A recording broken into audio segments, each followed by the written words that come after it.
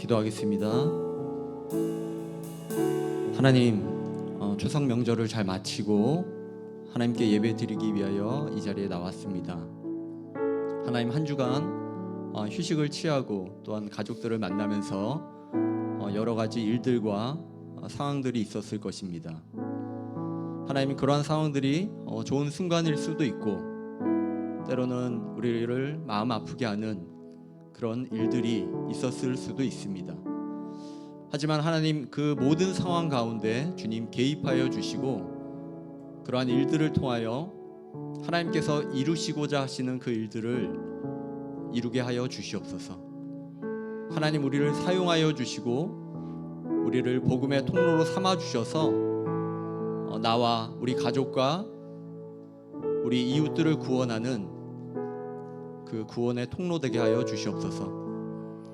하나님, 한 주간 있었던 그 일들과 다른 생각에 집중하지 않고 이 시간 온전히 주님께만 집중하여 주님만을 높이는 예배되게 하여 주시옵소서. 한 사람 한 사람 마음을 사로잡아 주시고 이 시간을 주님을 기뻐하며 주님을 높여드리는 예배되게 하여 주옵소서. 예수님의 이름으로 기도합니다. 아멘.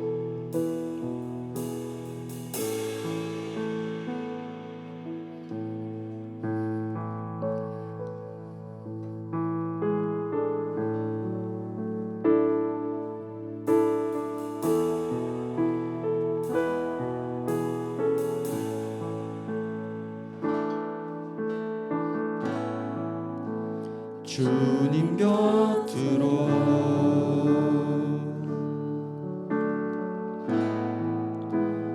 날 이끄소서.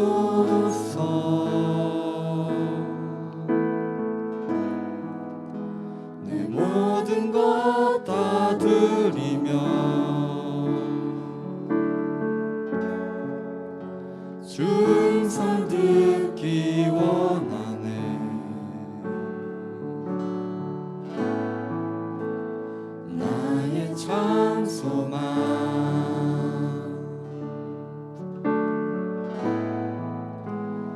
그 무엇과도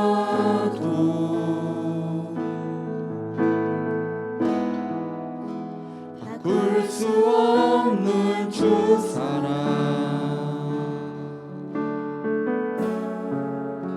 그 품 안에 나 안기리. 주님의 길로 인도하소서.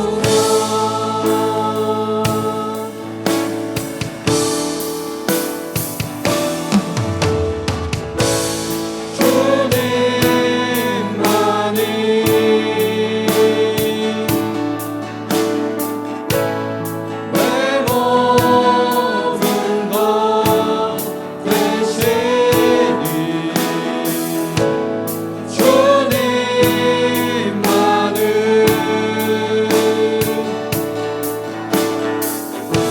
더 알게 하소서. 주님만이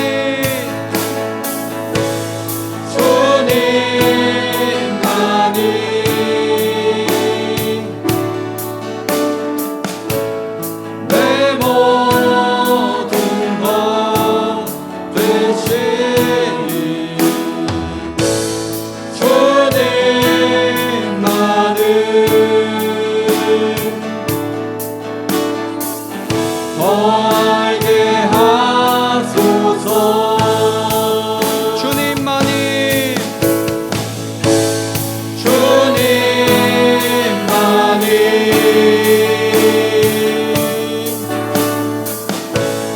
내 모든 것 되시니 주님만을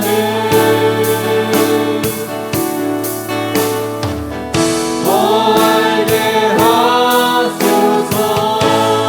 주님만이 내 모든 것 되십니다.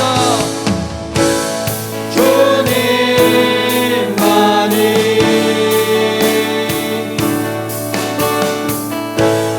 내 모든 것 되시니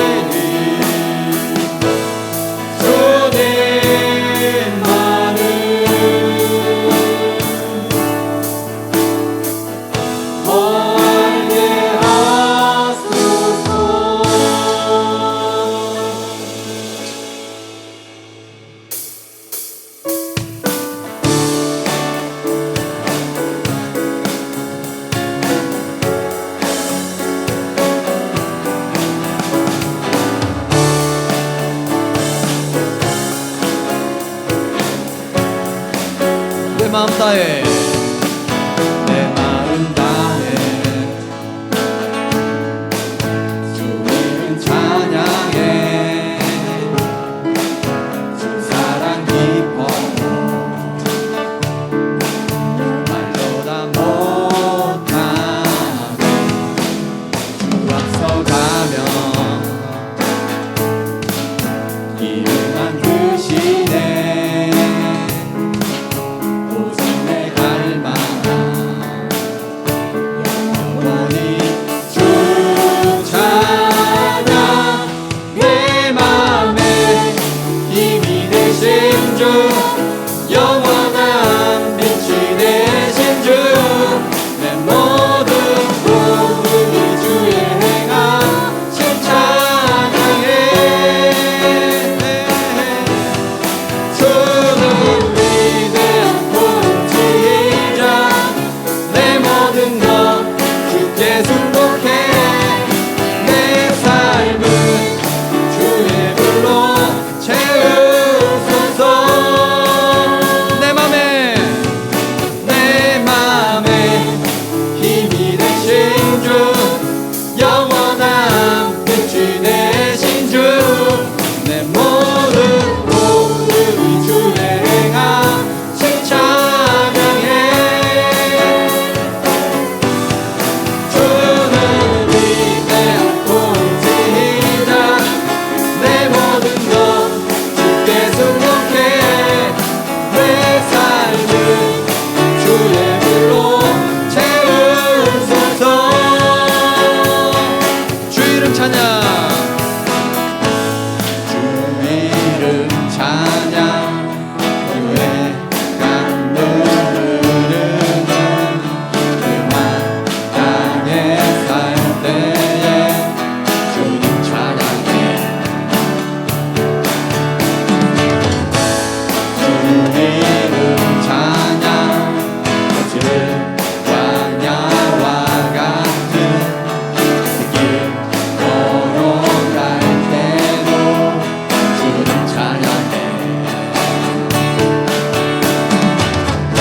모든 축복 주신 주님 찬양하리 어두운 날이 다가와도 맘 외치리 주의 이름을 찬양해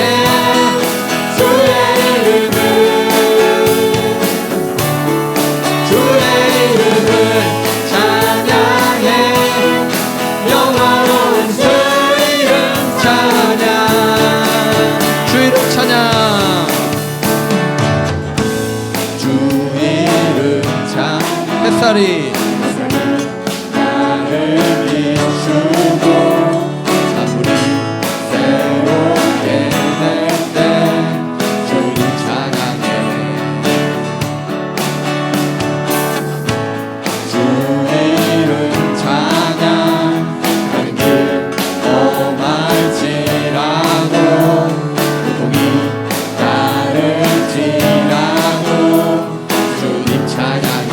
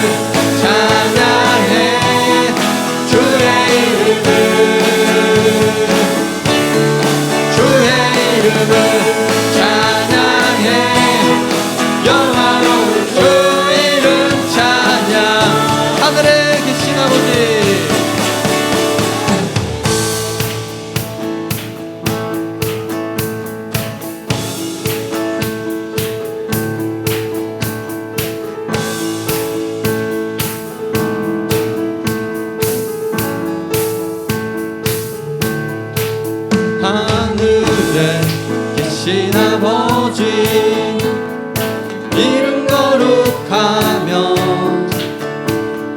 주의 영광 이곳에 가득하길 기도하네. 하늘에 계신 아버지 주 이름 더 외치며 주의 영광 이곳에 가득하길 기도하네.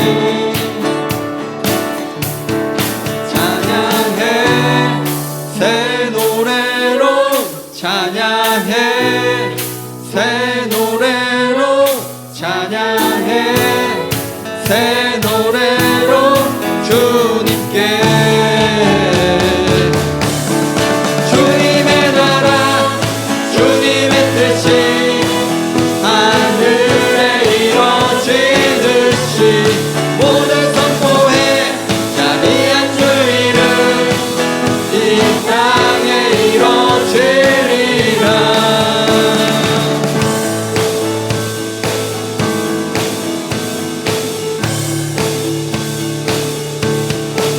날마다 일용할 양식 은혜로 주소서.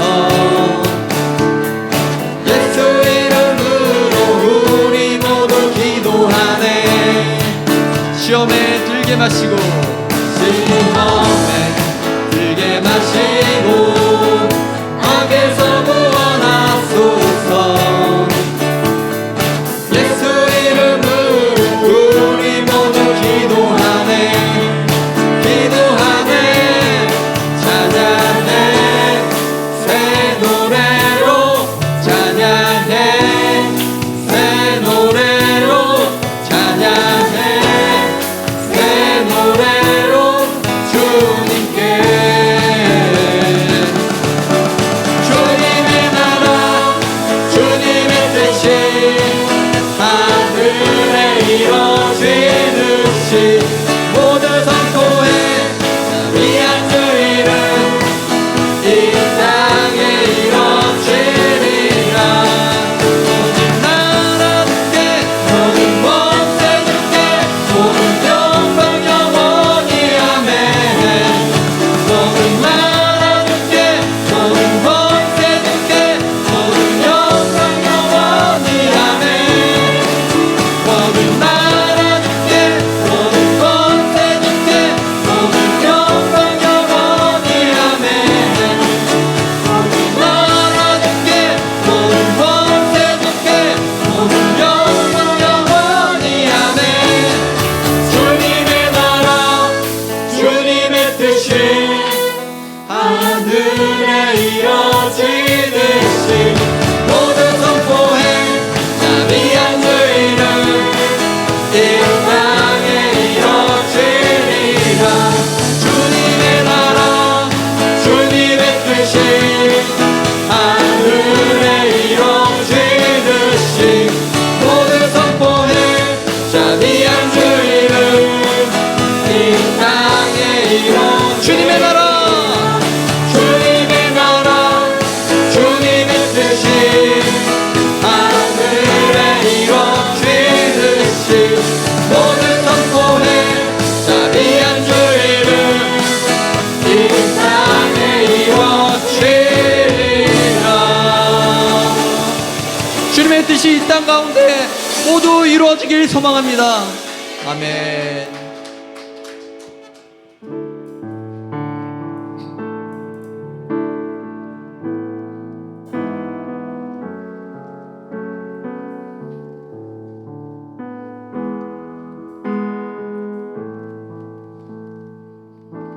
사랑해요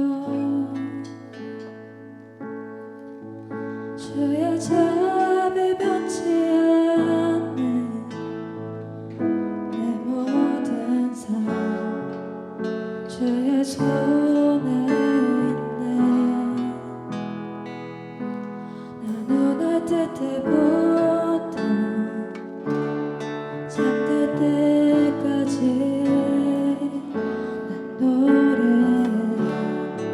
주의 선하신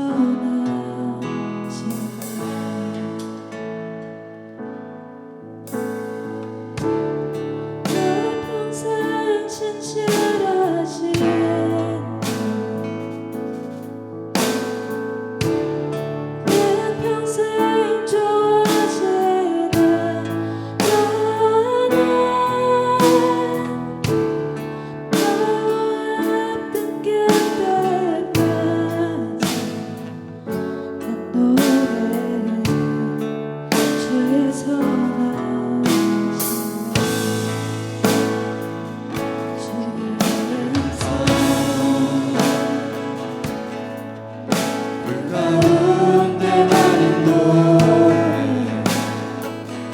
불감에서 안위하신 주님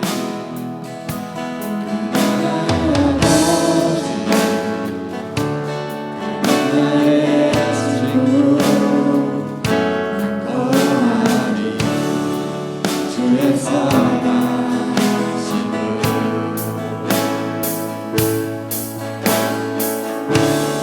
내 평생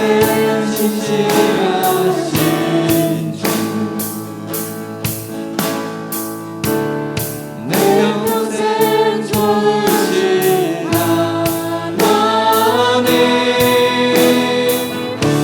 나의 호흡 끊길 때까지 노래해 주의 선하심을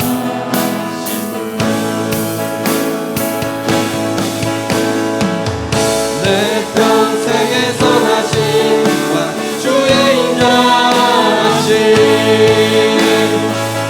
정녕 나를 따르리 두려움 없도다 내 삶을 누려 주께 순복해 모두를 이깁니다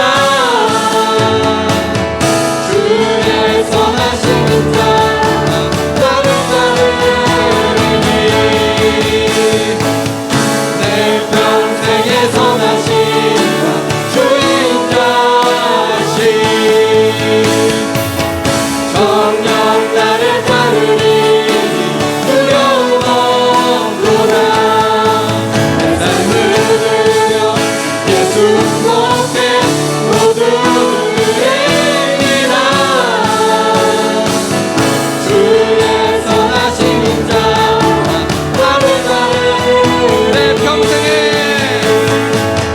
내 평생의 선하심과 주의 인자하심 정녕 나를 따르리니 두려움 없도다 내 삶을 들여 주께 순복해 모두를 이깁니다 주의 선하신 인자 선하신 주님을 높이며 이 시간 주여 한번 외치시고 함께 기도하겠습니다. 주여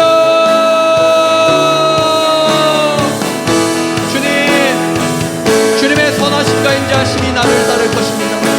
하나님 나의 마음이 온전히 주님께로 향할 수 있도록 하여 주시고 하나님께서 비추시는 그 빛 가운데로 나아가는 우리 모두가 될 수 있도록 주님 역사하여 주시옵소서. 하나님 빛으로 우리를 날마다 새롭게 하시고 하나님 우리가 죄악 가운데 거할지라도 빛 대신 주님 안을 바라보며 나아가는 우리 모두가 될 수 있도록 성령 역사하여 주시옵소서. 하나님 이 시간은 우리의 마음의 문을 열어주시고 하나님 모든 죄악들을 주님 앞에 엎드려 회개하며 이 시간 정결한 마음으로 거룩한 마음으로 주님께로 나아가는 우리 모두가 될 수 있도록 주님 이 시간은 회개의 영을 주님 부어주시옵소서. 하나님 우리의 마음의 문을 열어주시옵소서. 하나님이 주님을 우리의 마음속에 모시고 하나님이 주님과 동행하는 우리 모두가 될 수 있도록 성령님 이 시간 역사하여 주시옵소서.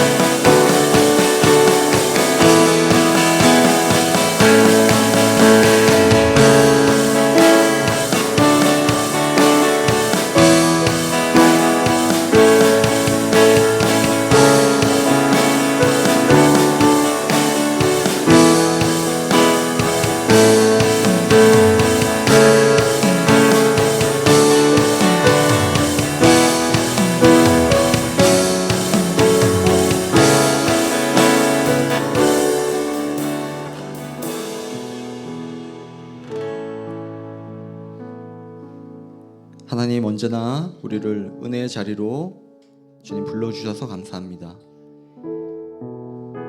하나님께 받은 그 사랑과 은혜를 기억하여 그에 합당한 삶을 살아가는 우리가 될 수 있도록 주님 역사하여 주시옵소서. 하나님의 마음과는 다르게 때로는 나의 고집과 생각으로 살아가는 우리들의 죄악을 주님 용서하여 주시고, 언제나 주님께서 감동을 주실 때 돌이켜 회개하는 자들 되게 하여 주시옵소서. 하나님, 우리가 세상을 살아가면서 많은 죄악들이 우리를 공격합니다. 하나님께 은혜를 받아 기쁨으로 살아가는 모습을 보이다가도 어느 순간 또한 죄로 인해 넘어지는 우리입니다. 하나님, 우리의 연약함을 고치시고 주님의 능력으로 덧입혀 주시옵소서. 성령 충만함으로 그 영적 싸움에서 지지 않도록 하여 주시고, 성령의 검 말씀을 무장하여 말씀으로 죄악들을 이기는 우리가 될 수 있도록 성령님 역사하여 주옵소서. 하나님, 오늘도 부족한 자가 말씀을 전합니다. 많은 말들 가운데 하나님의 진리만이 우리 성도분들의 심령 가운데 심겨질 수 있도록 하여 주시고, 그 복음의 씨앗이, 그 말씀의 씨앗이 열매 맺어 복된 열매들 맺힐 수 있도록 주님 함께 하시고 축복하여 주옵소서. 예수님의 이름으로 기도합니다. 아멘. 네, 오늘 하나님 말씀은 창세기 49장 1절에서 33절까지입니다. 창세기 49장 1절에서 33절까지입니다. 구약성경 78페이지입니다. 창세기 49장 1절에서 33절까지입니다. 한 절씩 교독하고 마지막 33절은 같이 읽겠습니다. 창세기 49장 1절입니다. 야곱이 그 아들들을 불러 이르되 너희는 모이라. 너희가 후일에 당할 일을 내가 너희에게 이르리라. 너희는 모여 들으라. 야곱의 아들들아, 너희 아버지 이스라엘에게 들을지어다. 르우벤아, 너는 장자요 내 능력이요 내 기력의 시작이라. 위풍이 월등하고 권능이 탁월하다마는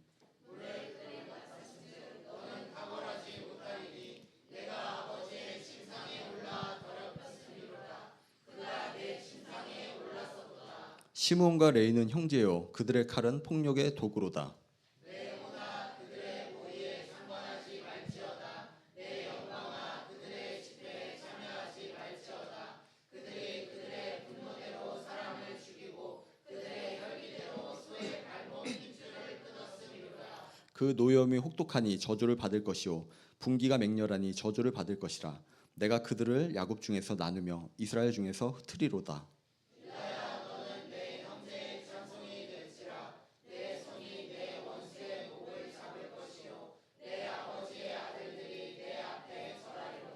유다는 사자 새끼로다. 내 아들아, 너는 움킨 것을 찢고 올라가도다.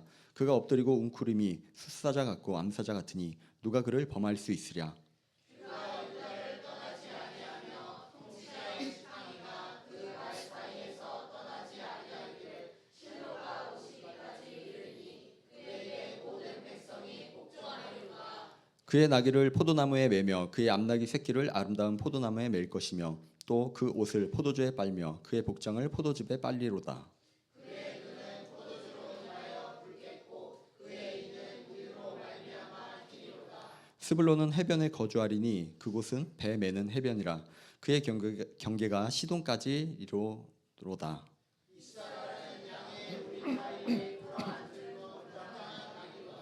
그는 쉴 곳을 보고 좋게 여기며 토지를 보고 아름답게 여기고 어깨에 내려 짐을 메고 앞제 아래에서 섬기리로다. 나는 이스라엘의 한 지파같이 그의 백성을 심판하리로다. 다는 길섭의 뱀이요 새끼의 독사로다.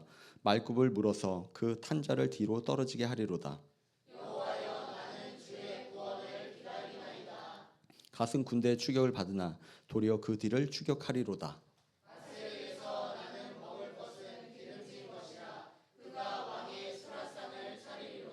납달리는 노인 암사슴이라 아름다운 소리를 바라는도다.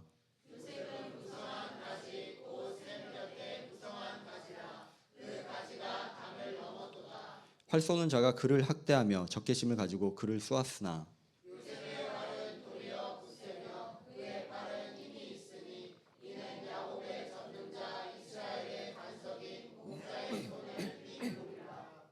내 아버지 하나님께로 말미암나니 그가 너를 도우실 것이요 전능자로 말미암나니 그가 내게 복을 주실 것이라. 위로 하늘의 복과 아래로 깊은 샘의 복과 젖먹이는 복과 태의 복이로다.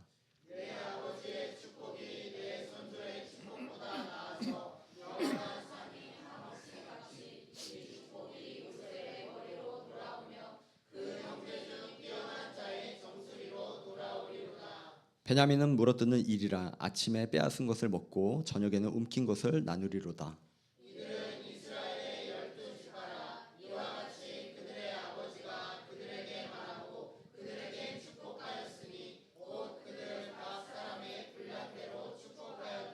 그가 그들에게 명하여 이르되 내가 내 조상에게로 돌아가리니 나를 햇사람 에브론의 밭에 있는 굴에 우리 선조와 함께 장사하라.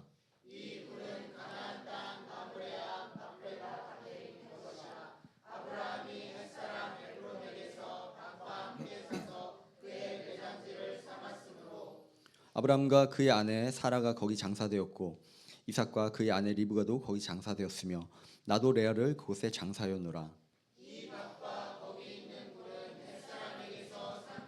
같이 읽겠습니다. 야곱이 아들에게 명하기를 마치고 그 발을 침상에 모으고 숨을 거두니 그의 백성에게로 돌아갔더라. 아멘. 네, 오늘 말씀의 제목은 각 사람의 분량대로 받는 축복입니다. 그릇의 크기에 따라서 받을 수 있는 그 양이 정해져 있습니다. 적은 그릇은 그 적은 내용을 담을 수가 있고 큰 그릇은 큰 내용을 담을 수가 있는 것이죠. 우리가 어떤 사람의 그 됨됨이를 이야기할 때 그 사람의 그릇이 크다, 그 사람의 크기가 작다라고도 이야기를 합니다.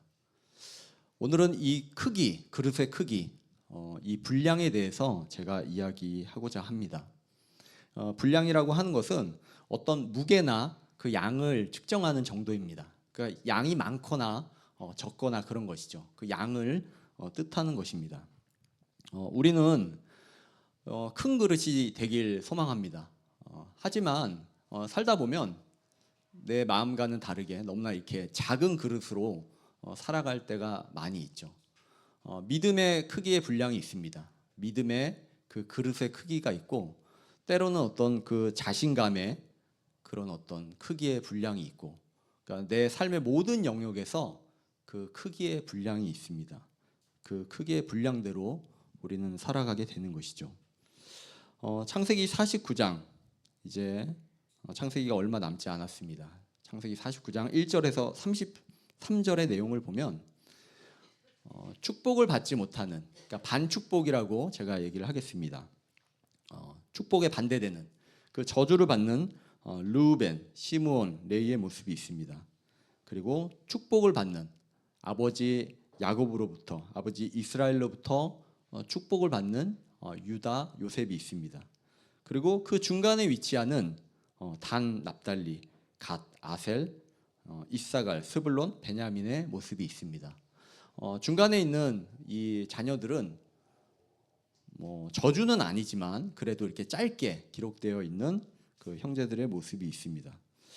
그러면 누구는 같은 아들인데 누구는 축복을 받고 누구는 반축복을 받습니다. 저주를 받습니다. 그 차이가 무엇일까요? 저는 그것을 오늘 말씀 창세기 49장 28절에 좀 찾아보았습니다.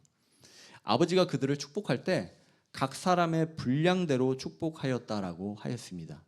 그 사람의 그 분량, 그릇의 크기에 따라서 축복이 되기도 하고 저주를 하기도 하였다는 것이죠. 그래서 오늘 말씀 구체적으로 나눌 때 어떻게 이 야곱의 아들들은 그 분량이 이렇게 차이가 있었을까를 생각하면서 말씀으로 들어가 보면 좋겠습니다. 야곱이 아들들을 이제 불렀습니다. 아들들을 부를 때 우리 48장에 에브라임과 므낫세를 축복을 하였죠. 그 축복한 이후에 바로 아들들을 이제 불렀다라고 생각을 하시면 됩니다. 그리고 1절에 너희가 후일에 당할 일을 내가 너에게 이르겠다라고 이야기하는데 이제 예언의 말씀을 하는 것이죠. 이 예언의 말씀은 이스라엘의 아들들에게 향하는 그 말씀이기도 하지만 이스라엘의 12지파에게 또 향하는 말씀이기도 합니다. 그리고 이 말씀은 우리에게 향하는 하나님의 말씀이 되겠죠. 그래서 이 세 가지를 같이 생각을 하면서 또 말씀을 들으시면 좋을 것 같습니다. 그리고 2절에 너희는 모여 들으라.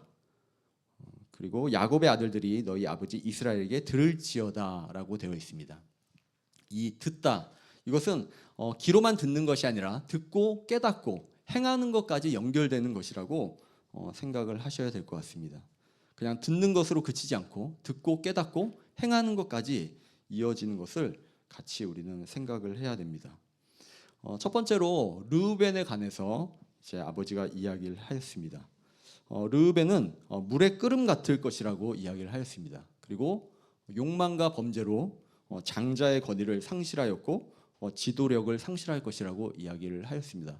이것은 르우벤에게만 해당되는 말씀이 아니라 이 르우벤 지파에게 같이 똑같이 해당되는 말씀이라고 할 수가 있습니다. 오늘 그 아들들에 관해서 제가 이제 프린트물을 좀 준비를 했습니다. 그래서 일일이 기록하시기에 좀 어려우실 것 같아서 프린트물을 좀 준비하였는데요.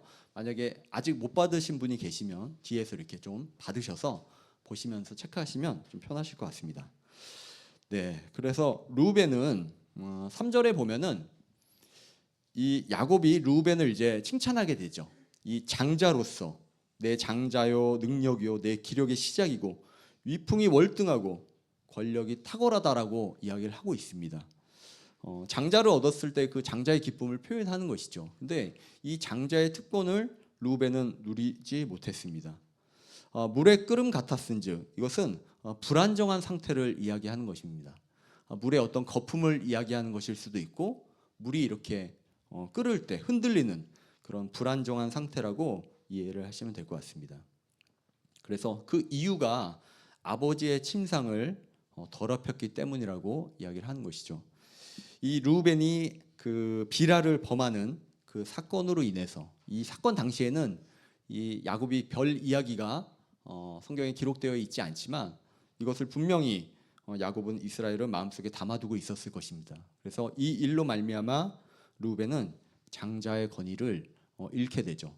그러면 이 장자의 권위가 요셉에게로 이어지게 됩니다. 그러니까 육체의 어떤 그 장자의 권한은 요셉에게 이어진다라고 생각을 하시면 됩니다. 그 다음에 이제 시므온과 레위가 있습니다. 둘째와 이제 셋째인 것이죠. 이 시므온과 레위는 같이 기록이 되어 있습니다. 그들은 칼이고 분노의 복수로 저주를 받고 이스라엘에서 흩어진다라고 야곱이 이야기를 하였습니다. 이것은 세겜 지역에서 그 여동생이 강간을 당하고 그것을 복수하기 위해서 그 세겜 사람들을 이제 죽이게 되죠. 하나님께서 이렇게 전쟁을 통해서 이스라엘을 멸하라고 하신 경우들이 있습니다. 그 거룩한 전쟁으로 참여하여서 하나님의 뜻에 따라서 전쟁을 치르고 사람들을 죽이는 것과 이렇게 복수심에 불타서 사람을 죽이는 것은 완전히 다른 것이라고 할 수가 있습니다. 그들은 이제 시므온 지파와 레위 지파는 이스라엘에서 이제 흩어지게 되는데 가나안 땅에 이제 머물러 가나안 땅을 이제 정복하고 나서 시므온 지파는 그 유다 지파에 흡수됩니다. 그래서 이제 흩어지게 되고 레위 지파는 오늘 본문에서는 기록되어 있지 않지만 레위 지파가 이제 제사장 지파로서 땅을 분배받지 못하죠. 그리고 이렇게 흩어지게 되는 그 상황이 있습니다. 근데 오늘 말씀에서는 이 레위 지파에 대해서 긍정적인 부분보다는 부정적인 부분, 그들이 같이 시므온과 레위가 복수를 했었기 때문에 부정적인 어떤 그런 예언이 기록되어 있습니다. 그리고 그들이 이제 흩어지게 되죠. 이렇게 흩어지게 되고 그 다음에 이제 유다에 관해서 이제 축복을 하게 되는데 유다는 이제 사자, 새끼 사자라고 이야기를 하고요. 또 숫사자, 암사자라고도 이야기를 합니다. 이것은 이 어린 사자가, 새끼 사자가 점점 성장하여서 강해지는 모습을 나타내는 것입니다. 그리고 규, 그리고 지팡이, 통치자의 지팡이, 규하고 홀이라고도 우리가 얘기를 합니다. 이 규와 통치자의 지팡이, 그다음에 나귀, 포도나무, 포도주 이런 비유들이 등장을 합니다. 찬송을 받게 되고 강한 힘을 소유하게 되고 왕권을 계승하고 그 메시아의 오심을 또한 그 예언하게 됩니다. 그리고 번영과 풍요에 대해서 지금 야곱은 유다에 대해서 이렇게 축복을 하고 있습니다. 지금 이렇게 사자의 모습 보시고요. 그 다음에 10절에 보면은 규가 유다를 떠나지 아니하며 통치자의 지팡이가 그 발 사이에서 떠나지 아니하기를 이렇게 먼저 나와 있습니다. 이 유다 지파를 통해서 왕들이 나오게 되죠. 왕위가 계승이 됩니다. 그래서 다윗 왕이 또한 태어나게 되죠. 실로가 오기까지, 실로는 지명이라고 우리가 생각을 할 수도 있지만 이 실로라고 하는 지명이 있죠. 그런데 이 실로는 통치자, 메시아를 나타내는 것입니다. 그러니까 예수님께서 이 땅에 오시기까지 그에게 모든 백성이 복종하리로다. 예수님이 오셨을 때 또한 모든 백성이 복종할 것을 이 이스라엘은 예언을 하였던 것이었죠. 이 당시에 아마 이 아들들이 들었을 때 이 내용까지 메시아가 오심까지는 이해를 못했을 것입니다. 그리고 한참 그 이후에도 가나안 정복 이후에도 그것을 이해하지 못하다가 예수님이 오신 이후에 이 말씀들을 돌이켜 봤을 때 깨닫게 된 부분이 있었을 것이라고 생각을 합니다. 그리고 이제 나귀가 등장을 하고 나귀를 포도나무에 메었다라고 이렇게 나와 있습니다. 이 포도나무는 상당히 그 약한 나무입니다. 그래서 나귀를 메어놨을 때 나귀가 얼마든지 반항을 하면 뛰쳐나갈 수도 있는 것이고, 또한 나귀가 이 포도나무가 옆에 메어져 있으면 포도 열매가 있겠죠. 그래서 그 열매들을 막 먹게 되겠죠. 나귀도 귀하고 포도나무의 열매, 포도도 귀한 것이었습니다. 그런데 이 나귀를 포도나무에 묶었다고 하는 것은 그만큼 포도나무가 많이 흔하게 있었다는 것입니다. 그러니까 이것이 풍요를 나타내는 것이라고 이렇게 보시면 됩니다. 그리고 그 옷을 포도주에 빨 것이다. 이것은 이 당시에 포도로 이 포도즙을 내서 포도주를 만들 때 이 즙을 짜는 그 틀이 있죠. 그 틀에 사람이 들어가서 발을 담궈서 이 포도를 짜게 되는데, 그때 몸이 다 이렇게 포도즙으로 젖을 수밖에 없는 것입니다. 이것 또한 그 풍요를 상징하는 것이라고 할 수가 있습니다. 그러니까 유다 지파가 받은 그 복, 왕권을 계승하고 그리고 강력한 그 사자와 같은 힘을 가지게 되고 그 다음에 풍요를 누리게 될 것이다. 이런 복들을 유다가 이제 받게 되는 것이죠. 그리고 12절에 그의 눈은 포도주로 인하여 붉겠고 그의 이는 우유로 말미암아 희리로다. 이 말씀도 마찬가지로 풍요에 대한 말씀이라고 이해를 하시면 될 것 같습니다. 그 다음에 스불론에 관해서 이제 나오게 되는데, 스불론은 레아가 6번째 낳은 아들이었습니다. 그래서 이 스불론 전에 이사갈이 먼저, 그 레아가 5번째 낳은 아들이죠. 근데 순서가 바뀌었습니다.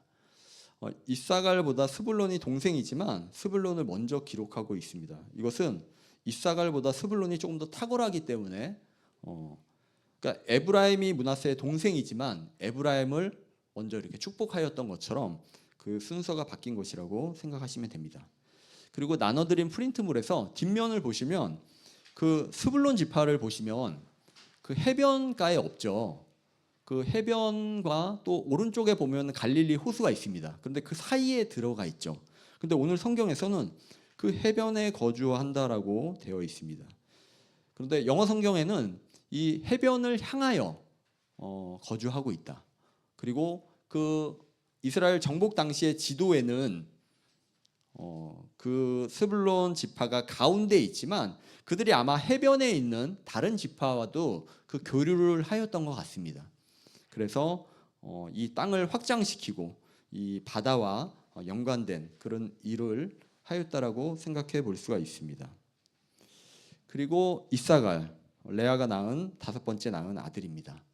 이 이사갈에 대해서는 양의 우리에 꿇어앉은 건장한 나귀로다라고 되어 있습니다. 그리고 15절에 보면은 그는 쉴 곳을 보고 좋게 여기며 토지를 보고 아름답게 여기고 어깨에 내려 짐을 메고 앞제 아래에서 섬기리로다라고 되어 있습니다. 그는 건장한 나귀이지만 힘이 있지만 게으른 자의 모습입니다. 자유를 포기하고 안전만을 추구하는 그런 소극적인 그 삶을 나타내고 있습니다. 그래서 우리가 이사갈의 어떤 그 모습을 보면서 이사갈 지파가 그렇게 소극적인 모습을 보면서 우리는 조금 더 이렇게 도전적인 어떤 삶으로서 도전하는 자의 모습으로 살아야 된다라는 생각을 우리는 할 수가 있습니다. 그리고 단 지파, 단 지파는 라헬의 여종 비라가 낳은 아들이었습니다. 이스라엘의 한 지파같이 이제 레아의 아들들의 그 축복이 끝나고 이제 첩의 아들들이 이제 소개되고 있습니다. 그래서 이 단은 이스라엘의 한 지파같이, 그러니까 원래는 한 지파가 아니었다는 것이죠. 첩의 아들로서. 그런데 첩의 아들이지만 똑같이 이스라엘 한 지파같이 그의 백성을 심판할 것이고, 길섭은 길가에 그 풀이 나 있는 부분, 그런 부분입니다. 그래서 그곳의 뱀이고 새끼의 독사로다. 말굽을 물어서 그 탄자를 뒤로 떨어지게 할 것이다라고 성경은 기록하고 있습니다. 단지파에서 유명한 사람이 삼손이죠. 삼손은 이 심판과 정의를 행했던 사람이었습니다. 그리고 이 단지파가 땅을 이동해서 북쪽으로 이동을 하게 되죠. 라이스 땅을 정복하게 되는데 이 땅을 정복하면서도 그 땅을 차지할 때 그런 어떤 그 심판자의 역할을 했을 것입니다. 그런 내용들을 성경에 기록하고 있는 것입니다. 그리고 49장 18절에 여호와여 나는 주의 구원을 기다리나이다라고 잠깐 그 이스라엘의 기도가 기록되어 있습니다. 다른 그 축복에서는 이러한 기도가 없습니다. 그런데 이 부분에서만 이렇게 기도가 있기 때문에 이 기도를 단지파와 연결을 했을 때는 그들이 어떤 상황에 처하게 된 어떤 상황, 그리고 삼손이 이렇게 사사를 역할을 했을 때 블레셋과의 어떤 그런 전쟁에서도 삼손이 잘못함으로 인해서 많은 사람들이 또 희생당하게 되고 어려움을 겪게 되었었죠.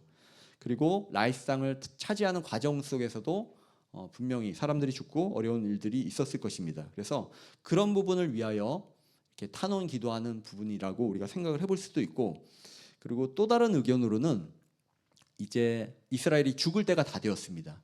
그래서 자신의 힘을 다해서 지금 축복을 하는 것인데 아마 기력이 다하여서 하나님께 다시 한번 기도하고 하나님께 힘을 달라는 그런 의미로도 우리가 생각을 해볼 수가 있습니다. 그리고 49장 19절에 갓이 나옵니다. 이 갓지파, 추격을 받지만 다시 그들을 추격하는 갓지파는 갓은 레아의 여종 실바가 낳은 아들이었습니다. 지도를 보시면 갓지파는 요단강 동편에 위치하고 있습니다.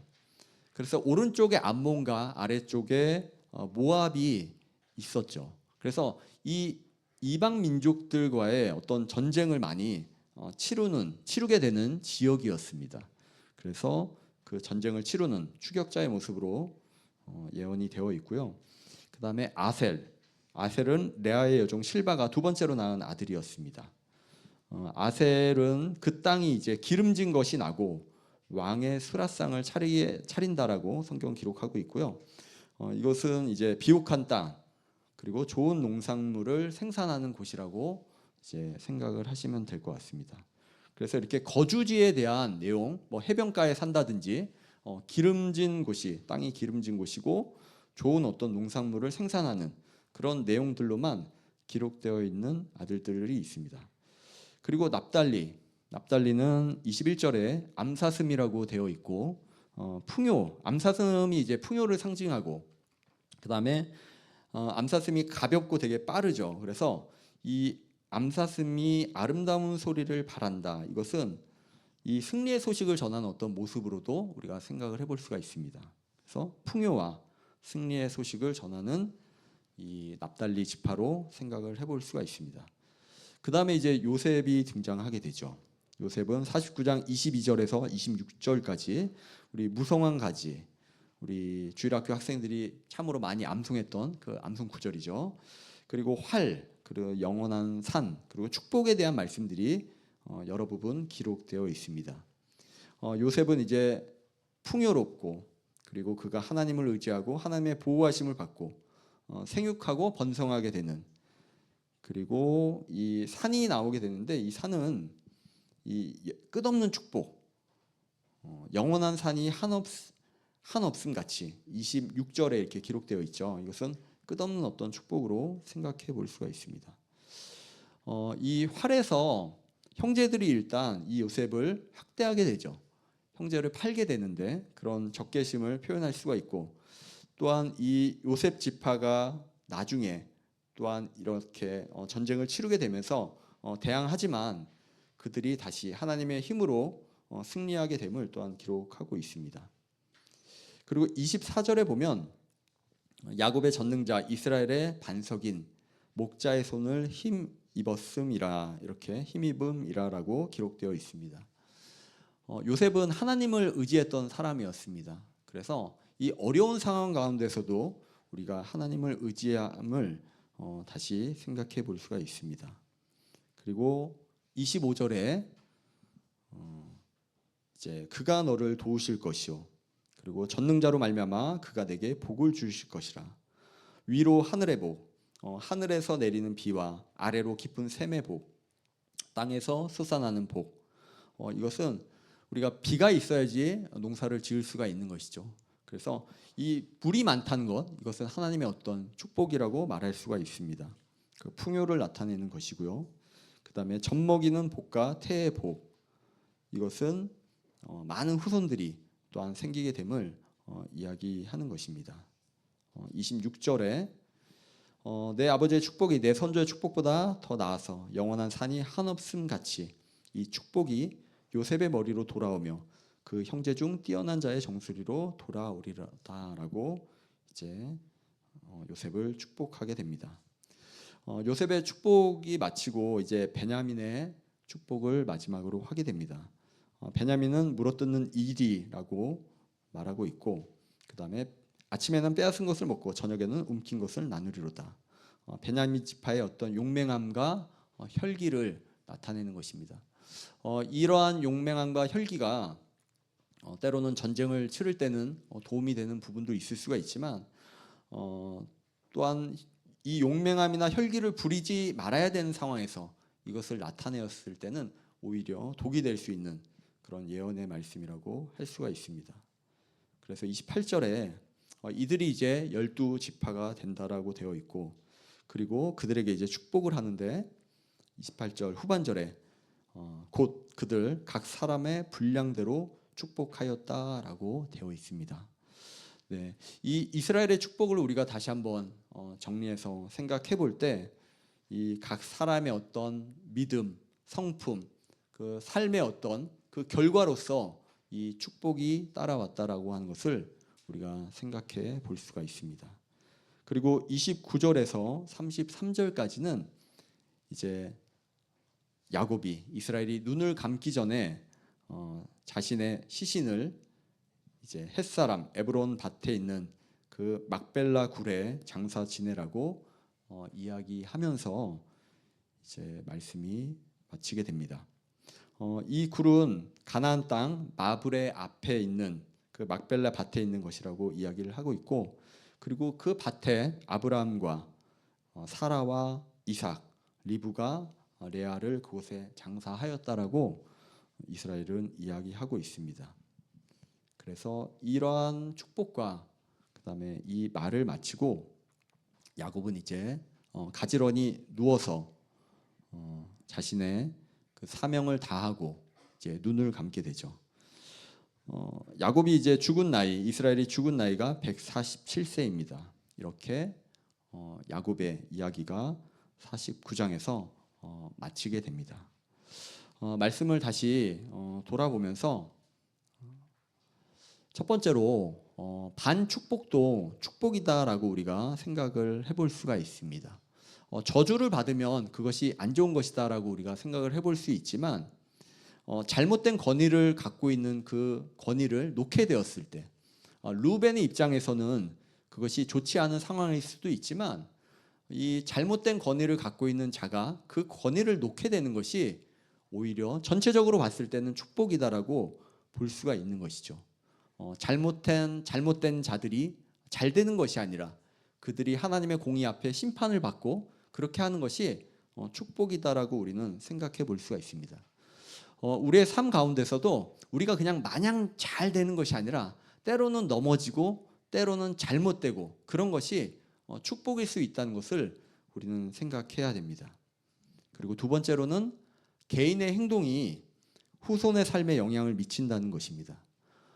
내가 어떤 행동을 했을 때 나의 삶에 그 결과가 따라오는 것은 당연한 일이겠지만 내 행동으로 인해서 우리 자녀들 그리고 우리 후손에게도 영향이 갈 수 있다는 사실입니다. 이 이스라엘의 그 아들들 중에서 하나님을 기쁘시게 하는 행동으로 복을 받아서 그 지파가 후손들이 복을 받은 케이스도 있고 그들이 한 사람이 잘못함으로 인해서 그 지파 자체가 소멸되고 잘못된 것을 우리는 말씀을 통해서 알 수가 있습니다. 그래서 내가 하나님 앞에 나의 행동이 바로 서고 그리고 하나님 앞에 복을 받을 수 있도록 우리가 행동을 해야 하는 것이죠. 그리고 세 번째는 나의 어떤 잘못이 후손에게도 안 좋은 영향이 간다라고 생각을 하면 우리가 참 안타까운 마음이 들 수가 있지만 이러한 하나님의 축복과 저주는 한 번 딱 정해지면 그대로 끝나는 것이 아니라 그것이 반전될 수 있다는 것입니다. 좋은 상황이 안 좋은 상황으로 반전이 될 수도 있고 안 좋은 저주를 축복으로 반전시킬 수도 있는 것입니다. 레위 지파를 생각하면 그럴 수가 있는 것이죠. 오늘 본문에서는 레위 지파가 저주를 받게 되지만 그 레위 지파가 하나님 편에 섰을 때 금송아지 사건에서 이 하나님의 편에 섰을 때 레위 자손이 다 모여서 그에게로 갔습니다. 그 반전을 이루고 역전을 이룰 수가 있는 것이었죠.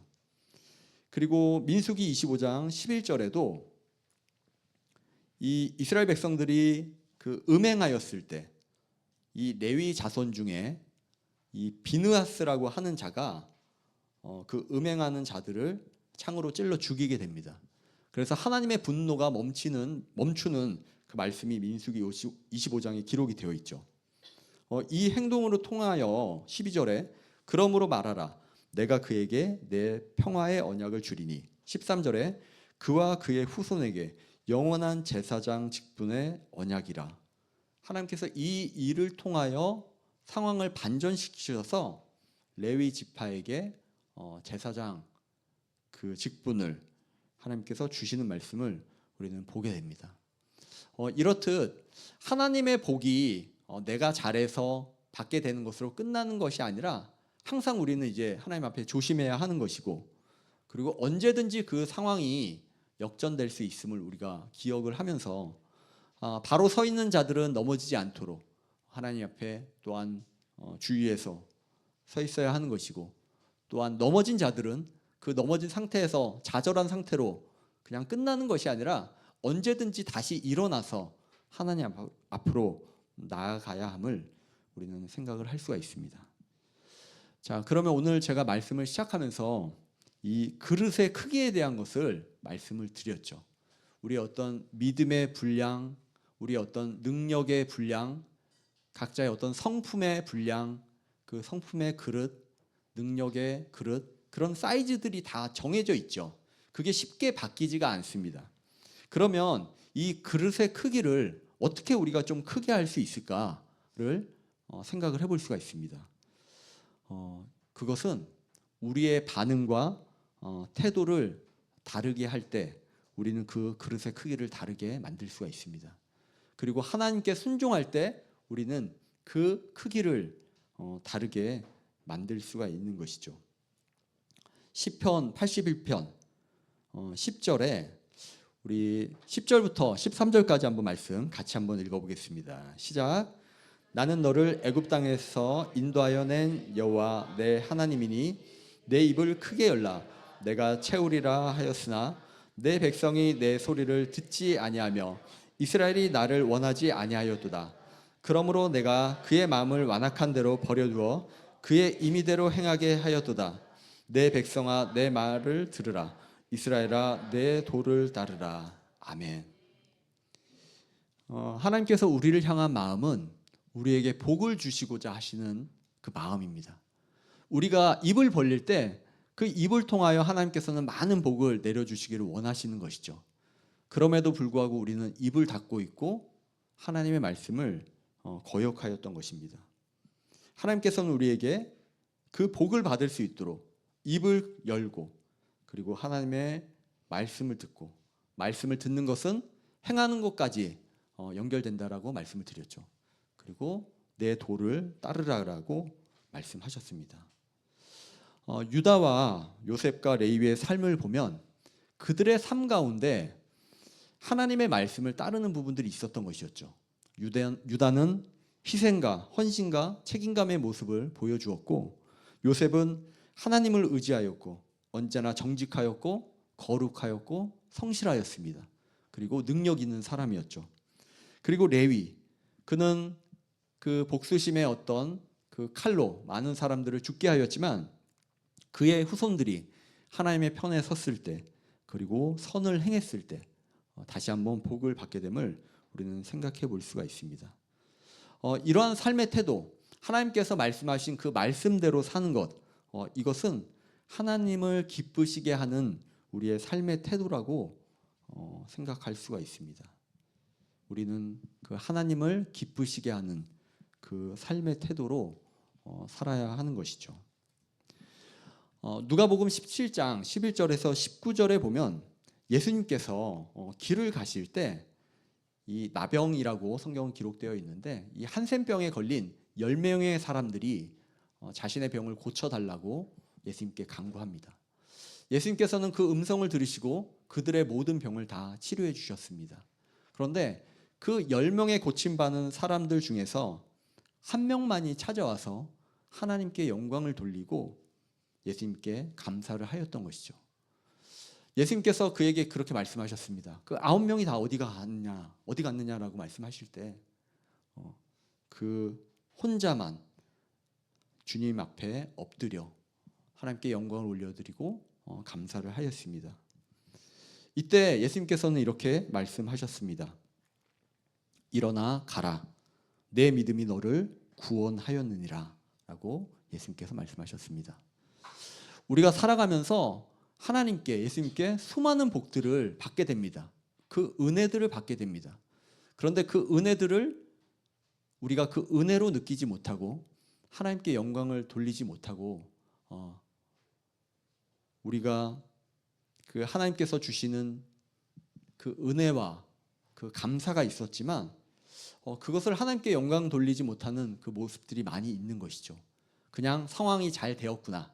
혹은 하나님께서 하신 일임에도 불구하고 이건 내가 참 잘했다. 어떻게 운이 좋았네.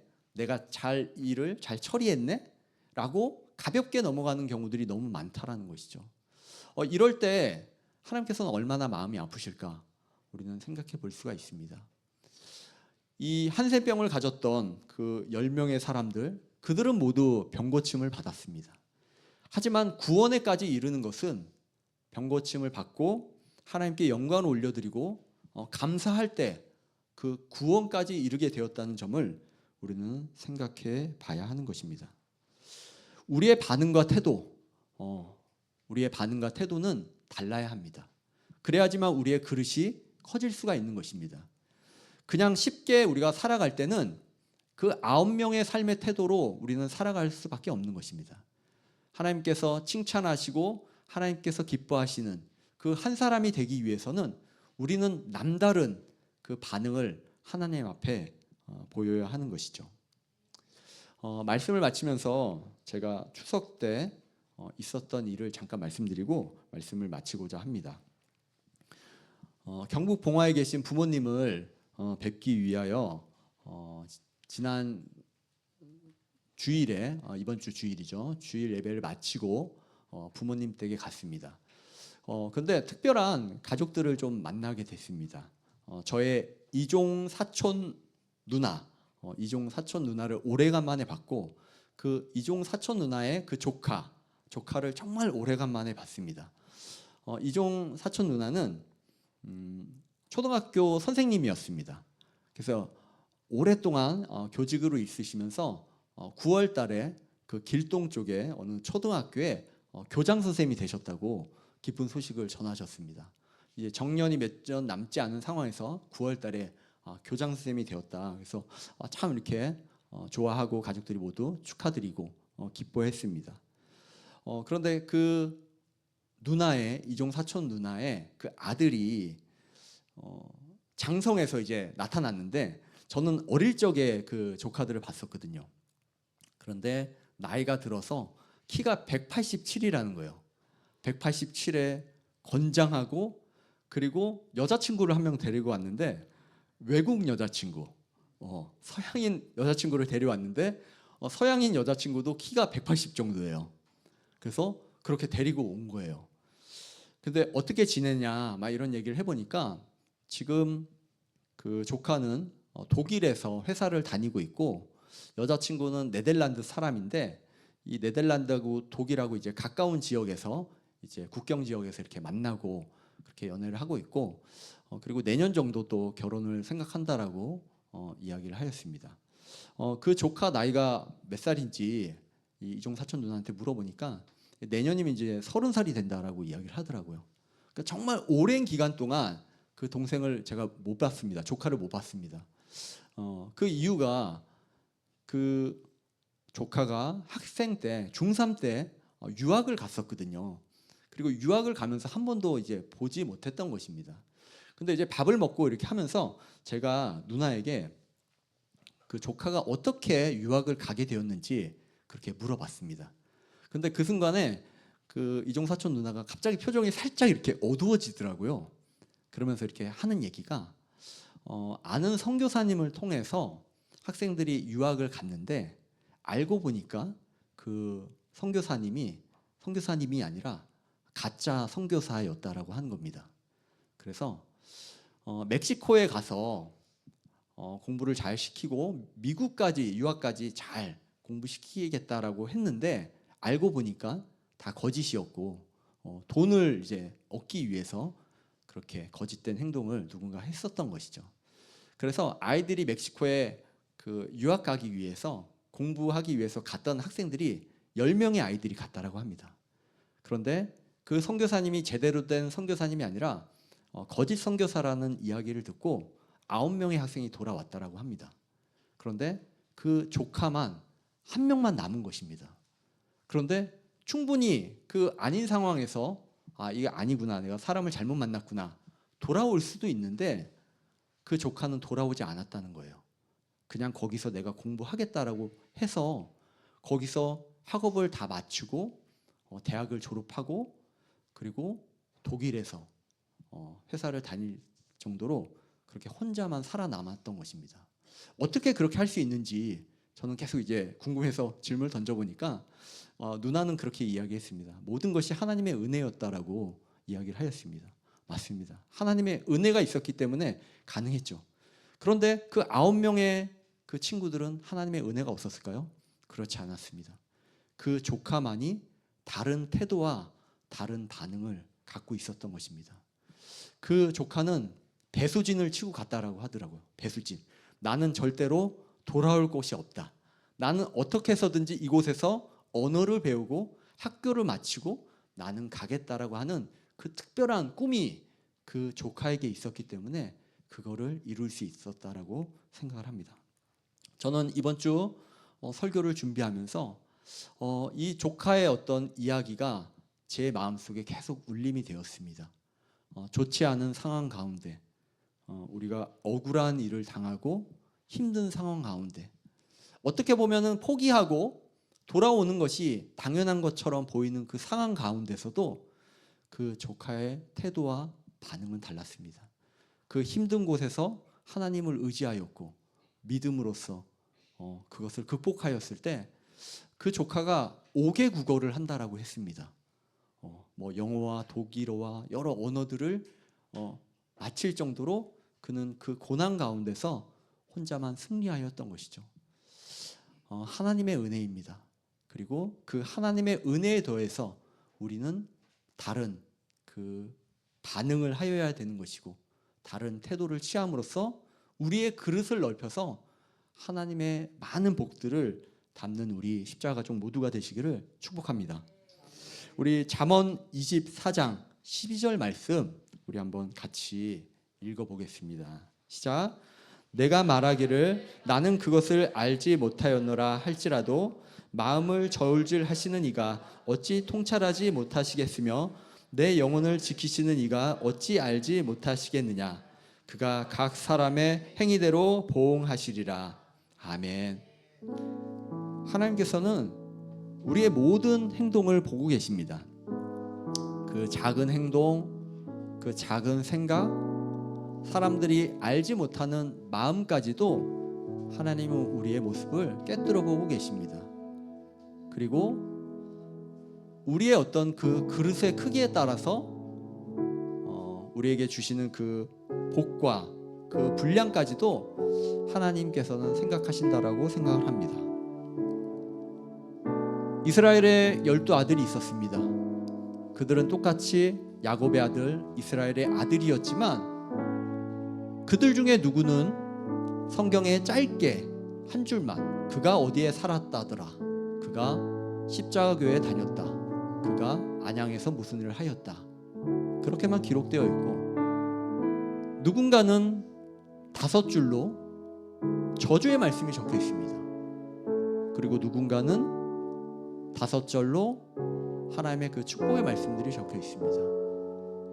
우리가 삶을 살아갈 때 우리가 십자가교회에 똑같이 다니고 있고 하나님을 똑같이 예배하는 예배자이지만 그 하나님의 마음 가운데 우리가 특별한 그 존재들이 되었으면 좋겠습니다.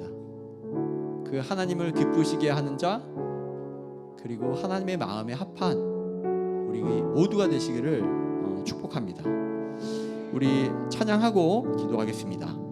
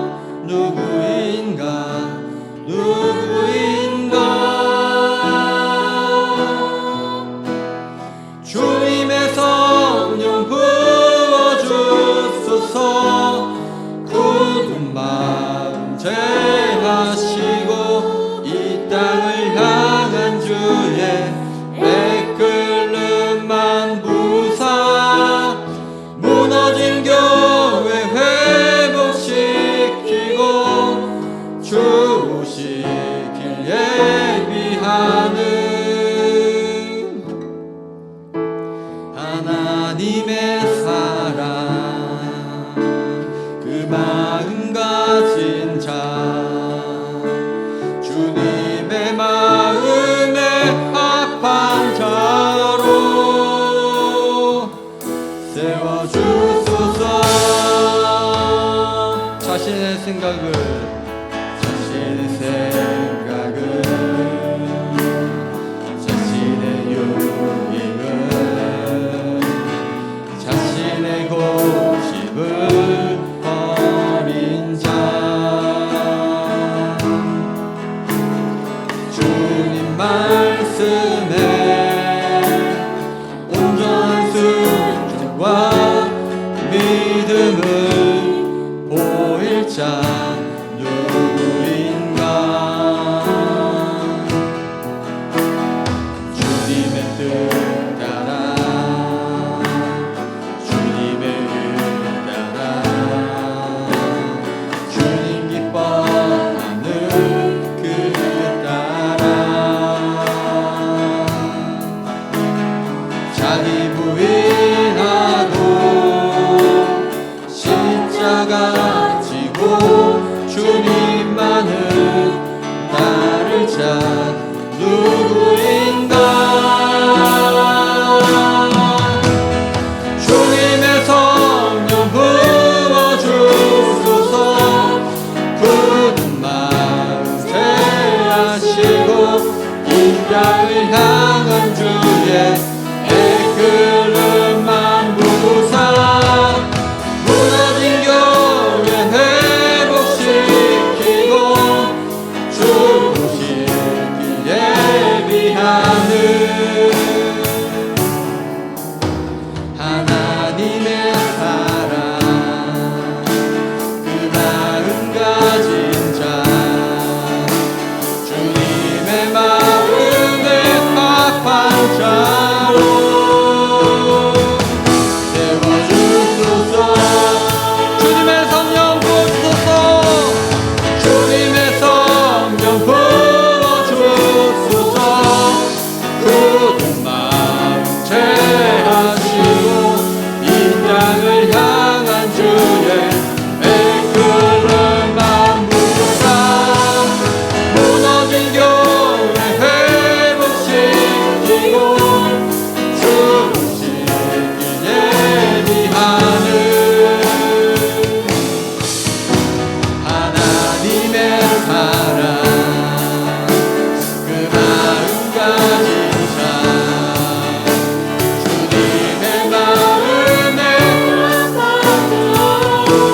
주님의 마음에 합한 자 되도록 이 시간 함께 주여 삼창하신 후 기도하겠습니다. 주여 주여 주여. 하나님 이 시간 하나님 성령님 우리에게 능력을 부어 주시옵소서. 하나님 우리의 연약함들을 모두 이기고 하나님 주님의 마음에 합한 자로 이 시간 세워질 수 있도록 하나님의 성령의 기름 부음이 이 시간 있게 하여 주시옵소서. 하나님을 기쁘시게 하는 모두가 될 수 있도록 주님 역사하여 주시고 하나님의 마음에 합한 모두가 될 수 있도록 성령님 이 시간 역사하여 주시옵소서. 하나님 우리는 연약합니다. 하나님 죄악 가운데 날마다 쓰러지고 넘어집니다. 하지만 하나님 우리를 다시 성령의 능력으로 일으켜 세워주시고 하나님 우리의 모든 삶 가운데 하나님 주의 말씀을 듣게 하시고 주의 말씀을 깨닫게 하시고 하나님의 주님의 말씀을 행하는 자들 될 수 있도록 하여 주시옵소서. 하나님의 말씀에 순종하며 하나님께서 기뻐하시는 그 태도와 하나님께서 기뻐하시는 그 반응으로서 하나님의 마음 합한 자가 되어서 하나님의 뜻을 하나님의 나의 삶 가운데 이루며 하나님께 영광을 올려드리고 감사로 기쁨으로 제사를 드리는 우리 십자가족 모두가 될 수 있도록 성령님 이 시간 역사하여 주시옵소서. 하나님의 마음에 합한 자 되길 소망합니다. 하나님을 기쁘시게 하는 자들 될 수 있도록 하나님 우리의 모든 더러움을 버릴 수 있도록 하여 주시고 하나님 이 시간 모든 죄악들을 엎드려 주님께 회개하며 하나님의 복을 받는 자들 될 수 있도록 하나님께 받은 그 저주를 거두고 하나님의 축복으로 역전되는 우리의 삶이 될 수 있도록 성령님 이 시간 역사하여